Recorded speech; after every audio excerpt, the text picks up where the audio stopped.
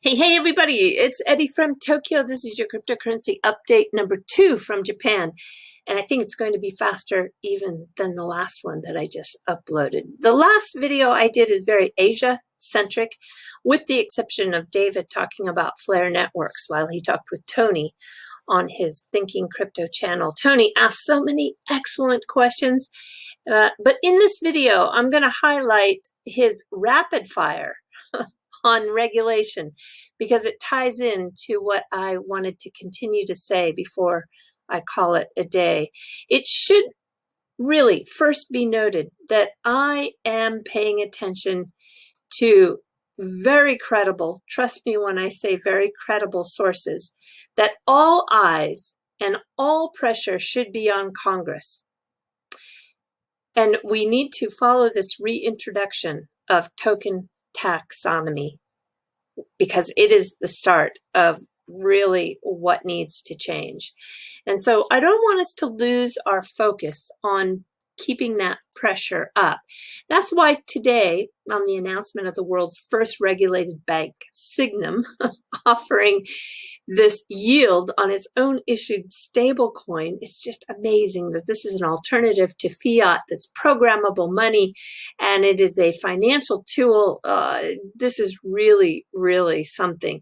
And it is also something that pleases me because Mr. Kitao, the CEO of SBI, invested in that bank, and for reasons of when we have these kinds of first in the world, I think it's really good to copy your tweets to people like Warren Davidson. He is a Republican in Ohio, and he is really a big person behind this Taxonomy Act. And then I also included Cynthia Loomis. She is the U.S. Senator of Wyoming. And then, of course, the former Ripple team member, Ron Hammond.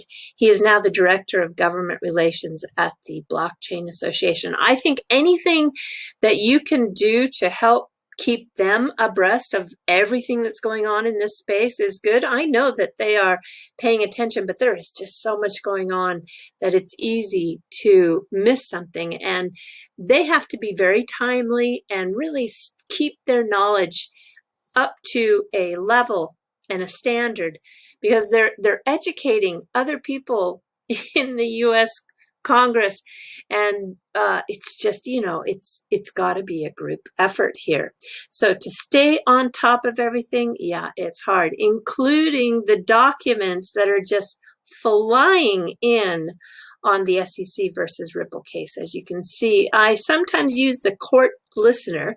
They upload some of these free of charge that come in the form of a PDF, but some of them you have to purchase from the site. And I do believe there are 71 documents to date. I had no idea that we were going to see this many. I just really had no idea. I don't think I've ever followed a case this close.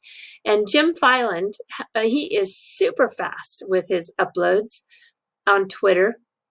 And he put that last document up there, which is the Ripple letter in response to the SEC, intending to try to remove or to strike Ripple's lack of fair notice defense. And that is just absolutely crazy. So the letter is 5 pages long, and in a nutshell, the SEC's anticipated motion to strike that is meritless.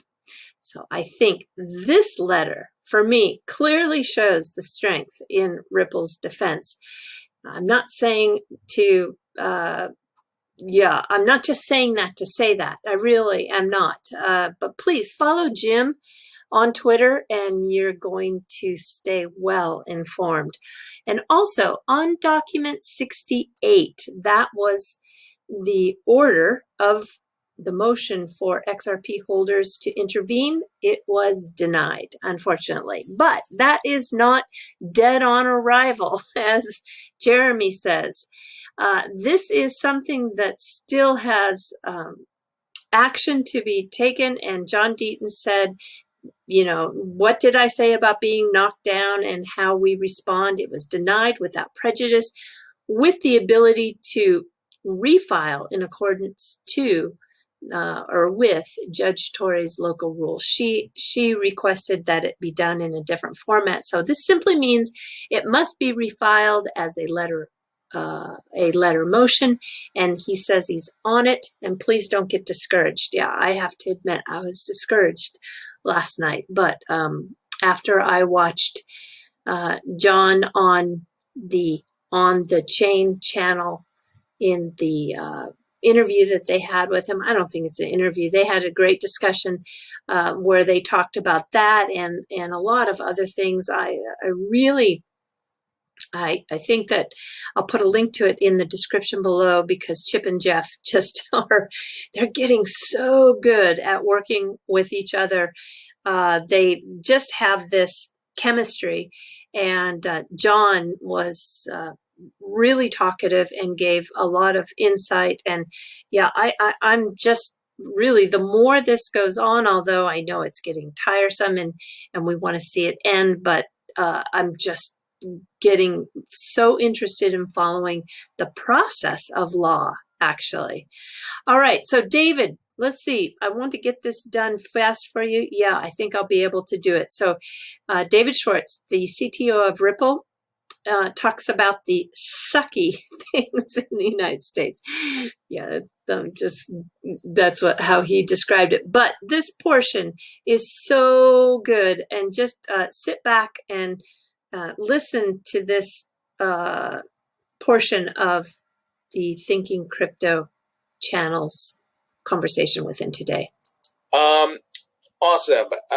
So I wanted to ask, obviously U.S. crypto regulations, it's a little bit up in the air. We have some clarity on some items. Brian Brooks did some great things at the OCC, but yet we need clearer regulations like we have in like other countries. And for example, like XRP being used in Japan and SBI and so forth.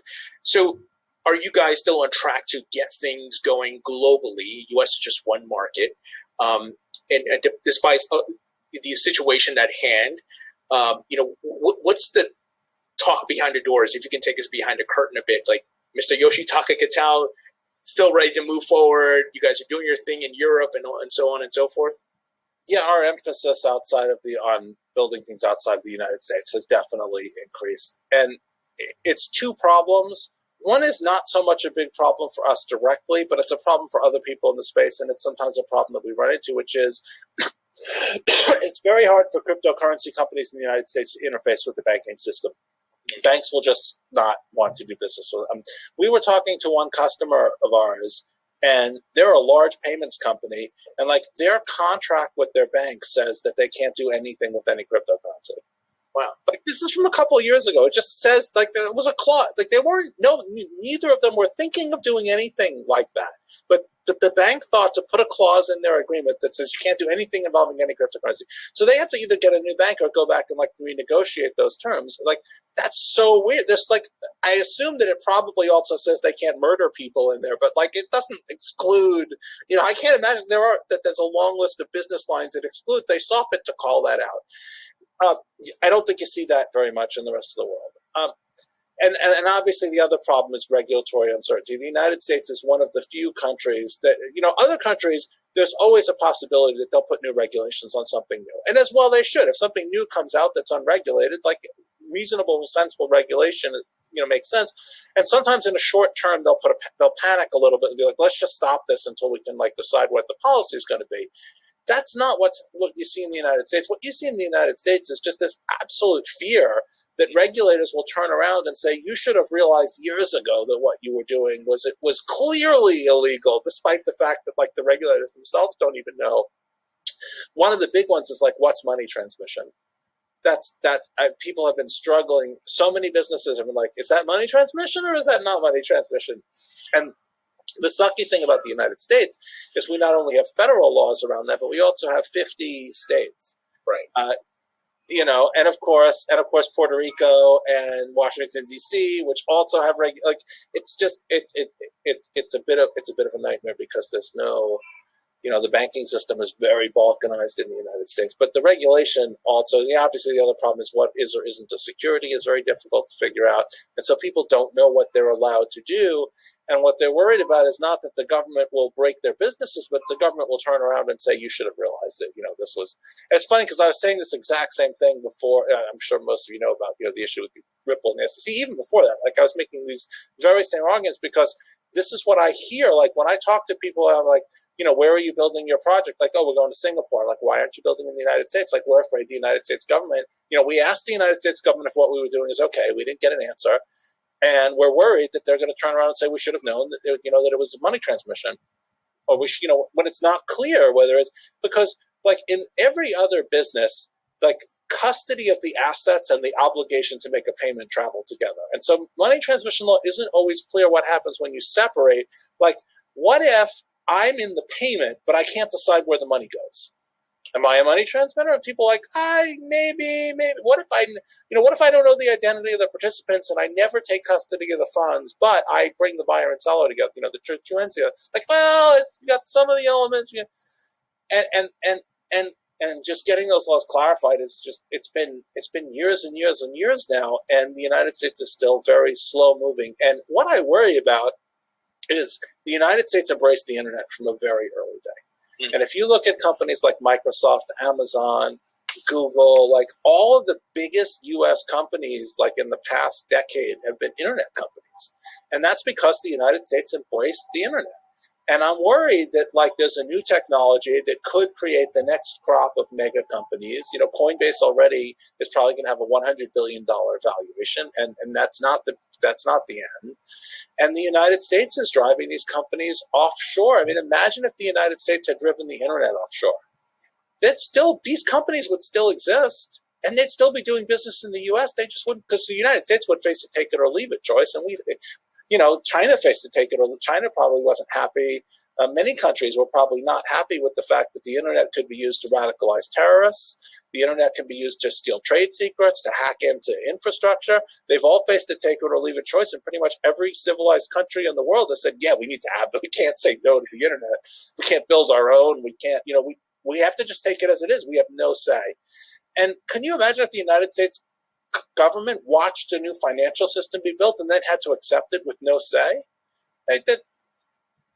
It's frustrating. This isn't my field of expertise, and I'm just watching it happen. It's just sort of like I feel like a fan on the sidelines, like watching their team, play a game terribly or something. Sure. I don't know. It's frustrating. Yeah, it's frustrating. I know, and I really think everybody is feeling that same level of frustration. Okay, we're going to jump to the fluff if you want to stick with me. Just really quick, some wearable art coming out of Japan that had me thinking, wow, check this out. And there is a person who is designing custom eyelashes and does it in a very wearable art format. And this is the cherry blossom version. I think they run around, what do you think? I'm going to tell you, they run around $80 for the pair. And then this is one more cherry blossom version, which we are officially in the cherry blossom season. The tree that they have at Yasukuni Shrine has to have 5 blossoms to actually verify that the season has begun. So it has begun. And I think these are just pretty amazing. Now, the reason why I was a little late in getting this one out is because I wanted to have a peek at what the Embassy of Ireland in Japan had in store for the St. Patrick's Day celebration. And it was too short. It was only 35 minutes long. But I'm telling you, it was fantastic. I'm going to put a link to that also in the description below. And the 4-person group here that played Irish music in Tokyo, they were just so good. But there's one video that was done where it has kids from all around the world doing the Irish jig. And that was super fun. Anyway, 35 minutes of pure celebration of St. Patrick's Day. So do have a great St. Patty's Day, and we'll see you soon. sayonara for now. Take care. Bye-bye.